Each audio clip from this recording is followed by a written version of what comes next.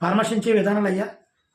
ప్రభుత్వం ఏం చేస్తుంది, అధికారులు ఏం చేస్తున్నారు అంటే అడ్డుకుంటే ప్రభుత్వం మీద మైనస్ అవుతుంది. ఎంత మూర్ఖత్వంగా ప్రవర్తించేటప్పుడు, వాళ్ళు ప్రవర్తించుతున్నప్పుడు వాళ్ళ సపోర్ట్గా ఉన్నవాడు మీ మీద నెగిటివ్ ప్రచారం చేస్తారు.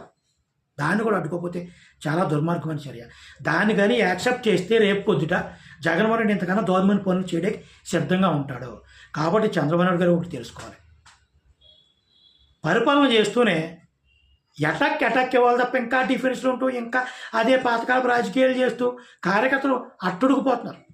కార్యకర్తలు ఏదో సంతృప్తి చేయడం, కొంతమందిని అరెస్ట్ చేసినప్పటికీ ప్రభుత్వ విధానాలు మారాలి, రాజకీయ విధానాలు మారాలి.